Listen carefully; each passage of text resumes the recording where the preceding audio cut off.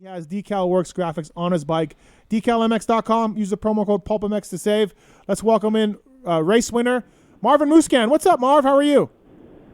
Yeah, I'm doing well. How are you guys doing? We're good. Thank you for coming on. I appreciate it. Good job at Salt Lake, man. You got to be stoked with those two races. Yeah. I mean, especially finishing the season like that is just awesome. Last time I raced here in Salt Lake City was back in 2018, and I won. So to come back 2 years later and go one and then second the second time, it was just amazing. So I'm really happy. Did you like one track over the other? I mean, obviously you won the one, you rode great, but I felt like you rode really well on Saturday too. Did you prefer one track or the other?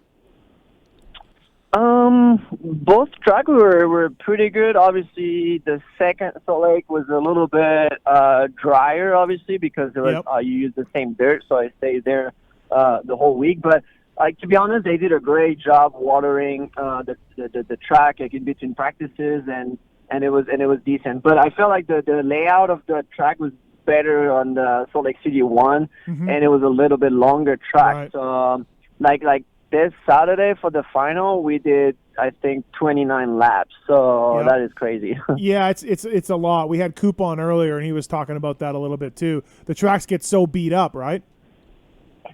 Yeah. I mean, the dirt was pretty hard. It's not like a Indianapolis or a track like that with softer dirt. So actually, this track it didn't really change much, especially because it was drier. So it didn't change much, but it got a little bit beat up always. We know the story, Marv. You hurt your knee, got surgery, came back for the outdoors last year. So this was your first Supercross season in a couple years. You got on the podium at the first round, and then it didn't go probably the way you thought. You have been such a consistent race winner and top 5 guy for so many years. It was odd to see you crash and not finish up there as much as you can. So my question is, what kind of turned it around for you here near the end? What the Atlantas weren't great for you, but the 2 Salt Lakes and even before Atlanta, you were kind of coming on. Did you change something? Did you start feeling better? What happened? Well, I definitely started off pretty good, even though I didn't expect doing a podium at 3rd place at the first round. Right. But then after that, it didn't go as planned. I wanted to get better and better, but I was actually pretty fast. A couple of the Indianapolis races, I felt like I was really, really quick, and you can see the lap times during the main events, but my starts were not that good, and then I had a couple of issues like in the first lap and going down and coming from dead last, right, and trying to salvage some good points. But this year the competition's been so high, so tough. So the start is super, and it definitely proved it. Again on Salt Lake City 1 and Salt Lake City 2, where if you put yourself in a good position in the first few laps, it helps a lot. Were you getting kind of frustrated? Because, like I said, I have never seen you crash and kind of have issues as much as I had this year. Were you getting kind of frustrated? Were you wondering what was going on? Or were you kind of like, hey, I got the speed, I just need to start? Yes, it was definitely frustrating. Right. Because I knew I was better than most of those guys, and and also at practice down in Florida, against Cooper and Zach. My speed was good, and then when you get to the races, you got to put everything together, and I mean the key is the start. So, like I just said, when you don't get the start, and then I wanted to do too good maybe, and I was not being patient. I did miss a whole season Supercross in 2020, so I was happy to come back, but I just wanted to do maybe too good, and it didn't work out, and then I just needed to get better on that, and it takes time. Right. It's hard to get better in like one weekend, so I needed to work on that, and then a couple races after that, and then in Arlington, I was the fastest in practice, and unfortunately I had a crash where I got a concussion. So, and then from that on, it was very difficult. Right, yeah, it's definitely weird to see you like that because you're so strong normally. You're such a title contender, for most races. How nice did that win feel for you? That had to have been, I mean, I'll be honest, we just before you won, we did a little show in the pits, and I'm like, hey, look, I think we're going to get a first-time winner. I think we're going to get a first-time winner this year. I think we're going to get Sexton or Anderson tonight, I said. I really feel like that. And I didn't even think of you, Marv. I really didn't. So good job. Yeah. Yeah, to be honest, me neither. It was definitely, not expected, even though when I'm lining up every time is yes to win, but yeah, you got to be realistic sometimes, if you don't have the speed. But I mean, I think I qualified that night. I was like P11, dude. I mean, I'm like, if you look at the board, you're like, dang, I'm like P11. But the times were really close. And same this weekend, I was like P7. But I mean, it shows that one lap and then a full main event of 20 minutes is a whole different story. So yep. You gotta make sure you focus on yourself. Make sure you're not too far off when you are like P11, and then make sure you apply yourself on the start. But yeah, like you said, you mentioned a first-time winner like Sexton or Anderson. I mean, and then you can keep on going because the list can be really, really long this year. Like so many guys can get on the podium. I mean, Dylan and maybe Plessinger, you got on the podium already. I mean, there's so many guys. So, I'm glad I'm not playing fantasy, yeah, exactly. DecalMX.com. Use the promo code PulpMX to get 20% off your custom graphics. Marvin, Musquin, and Cooper Webb using Decal Works on their bikes. Speaking of fantasy, Marv, that leads us right into a question here from a listener. Is this Logan? Yeah, you got him. What's up, Logan? How are you? Want to talk to Marvin Musquin? Yeah, I just wanted to say I'm a big fan and congrats to him for the last two rides. Very stoked for him on that. And I don't know if he does care about fantasy, but I did want to say thanks to PulpMX and all the sponsors and Marvin, because with his riding this year and specifically this weekend, he won me the bike. Oh, you won you won the dirt bike overall. The Yamaha. Way. Oh, nice. Yeah. Nice. Yeah. That's awesome. So, good job, man. Pretty stoked. This is the L show then? Yeah, you got it. That's my internet alias. Oh, yeah. Okay, cool. No, I saw that you won. And Marvin was a -2 handicap, I think, for this weekend. Yeah. So I had him last weekend, so he really paid off for me at Salt Lake 1 when he won. But, it's good times. Stay on the line, L show, all right? We'll get back to you. Hold on. Okay. All right. Go ahead, Justin. Yeah, no, I was going to ask you, do you ever change your bike setup from because you're really good at jumping whoops and you've been getting better at skimming them, but when you realize the track's going to start being able to jump the whoops, do you change your bike setup at all for that, or are you just that good at jumping them? I feel like when you can jump whoops, I feel like you can set up your bike more for cornering because you don't really have to have a bike set up for jumping. I want to say so. It didn't really happen a lot this year, but I feel like it's more like a Indianapolis kind of track and dirt. When it's super soft, super tacky, that becomes jumpers. But open stadiums like Salt Lake or I don't know other open stadium, the dirt usually gets hard, and then the whoops they stay pretty much the same, and then you have to skim to go faster. Yeah, this past weekend or even the last two, there's no way you were jumping them at all. But yeah, it's just really impressive how you can wheel in and wheel tap 5 or 4 whoops without even thinking about it. And I sit there and I'm more of a jumper in a way sometimes, and I just go into it. I'm like, I don't know how you do that. Couldn't even think of it. No way. Yeah. Well, to me, it's super fun to jump whoops and then to adapt when they get tapped out or like the main line, the V in the middle. You can go through them and then jump 3 or 4. Yeah. I know it gets it's difficult, and then most of the riders, they're not used to do that. And I remember a couple years ago, I got so many criticized on me like jumping the whoops. But I mean, when you see Cooper Webb like last year, like in San Diego, for example, I have a couple memories watching the races, and then that's where he picked up time, and then he was able to win main events. So, and so many guys started jumping whoops, like year after year. So yeah, looks like it paid off sometimes. Yeah, no, I agree, man. Like Chad Chad was on here a couple weeks ago. I never jump whoops. He's the best. Yeah. Right. Villaman DV, our buddy DV, yelling about jumping whoops. But it's like, dude, like you can get through them pretty damn quick and consistently every single time. Like I get it, So it's just consistent. Mm-hmm. Yeah, that's why I usually go to it, just because I know I can do that clean every time. Right. Marv, I followed your career a lot in GPs, watched your style, one of the most beautiful styles out there. But I've seen the last couple years, you were always really technical and smooth, and now I feel like you've gone to more of a hang it out, I don't want to say less smooth, but more bulldog, revving your bike a little bit more. Is it because the competition is getting that much better, or are you just trying to evolve your style to, hey, this is how I have to do it to go fast now?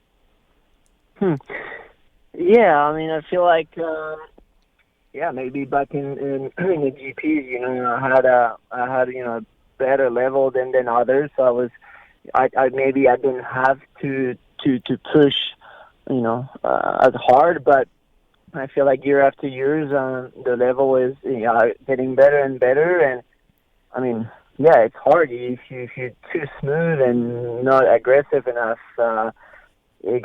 It's difficult, to get on top of podium. So I do feel like I wish sometimes I'm even smoother and use more technique, but I don't know. Maybe I should work more on that side, instead of doing maybe like motos and stuff, and keep on working on technique, because it's important. But definitely now the level you gotta be aggressive. But I don't want to go and then be like too rough on the with the bike, and because it won't work, So it's probably because of the level and the speed right now. Right.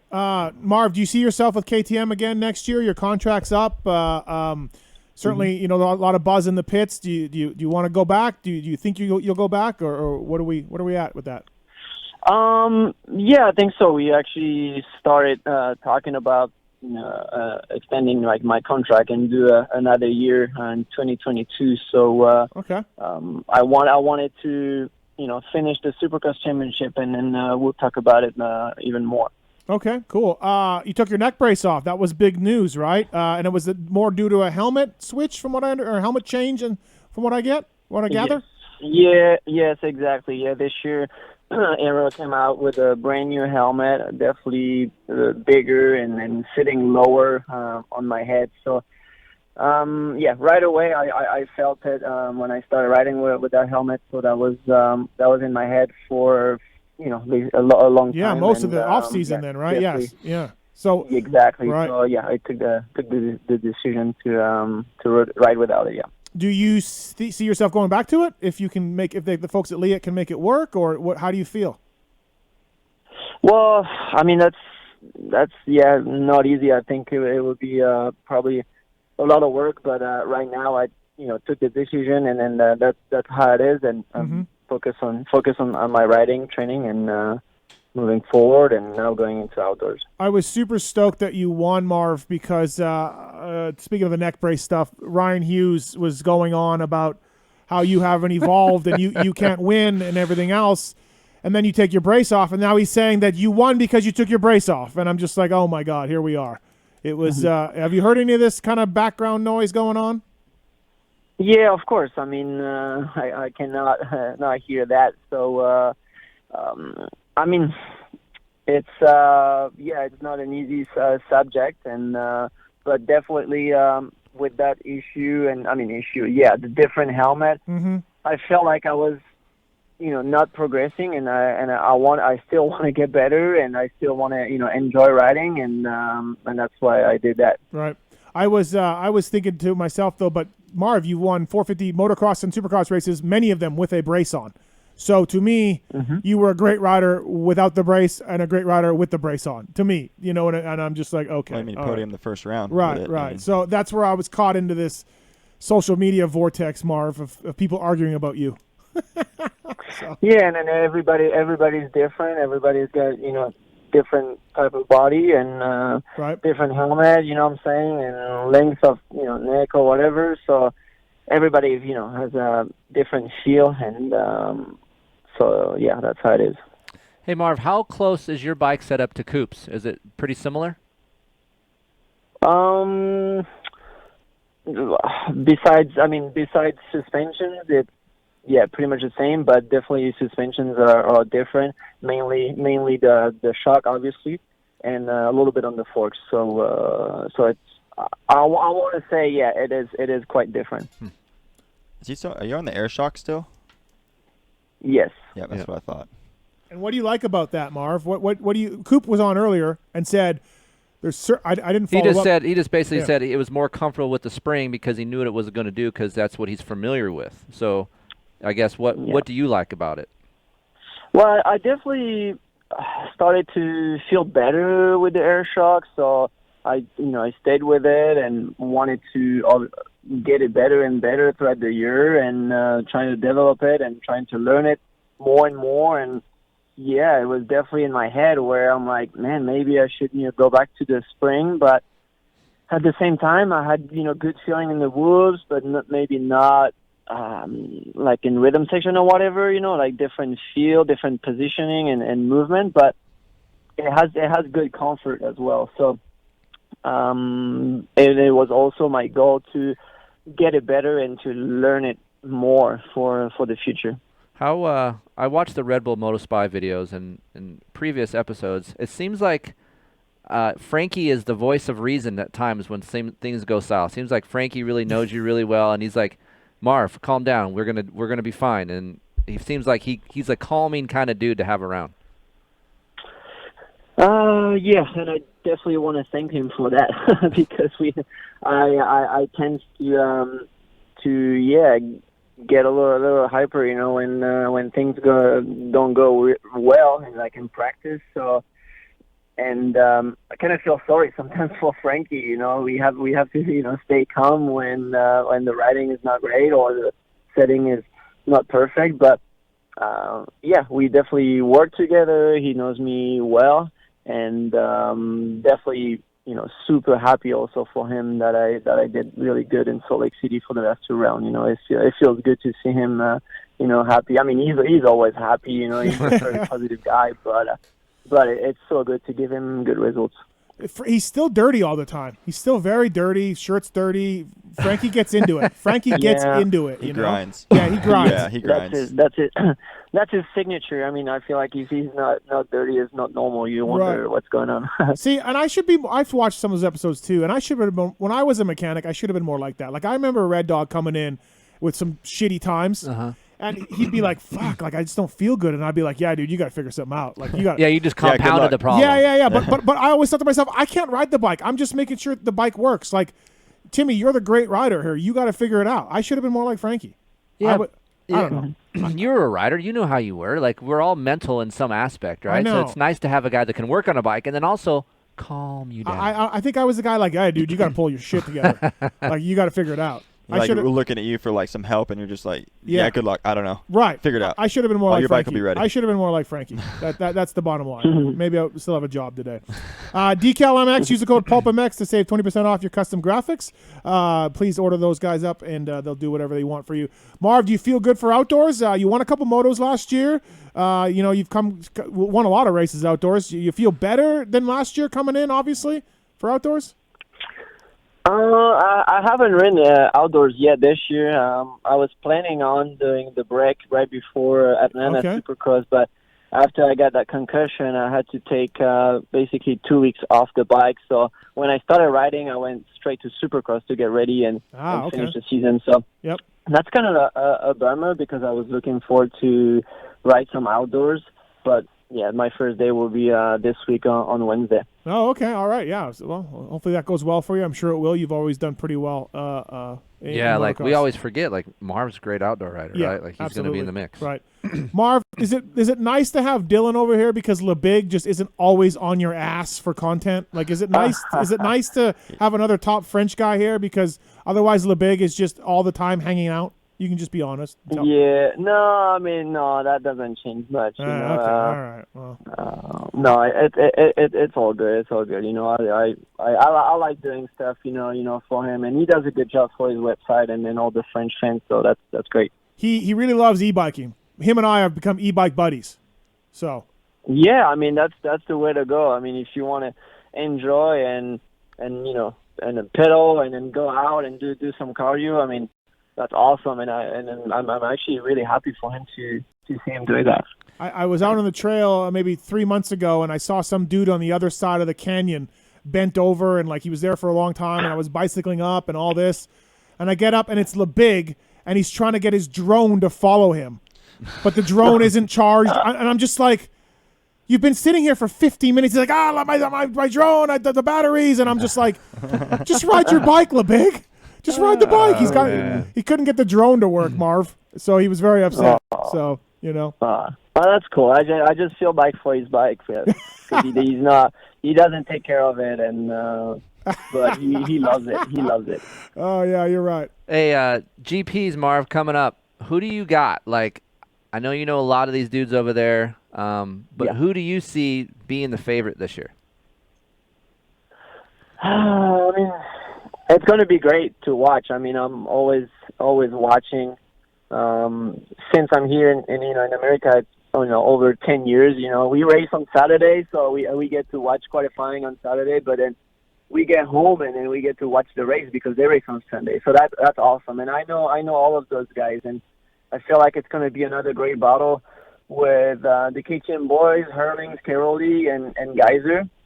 That's for sure. And then other guys, Romain Fevre and multiple good guys. I mean, I feel like MXGP has been a couple years where a lot of guys are capable of getting on the podium. So it's going to be another great year watching.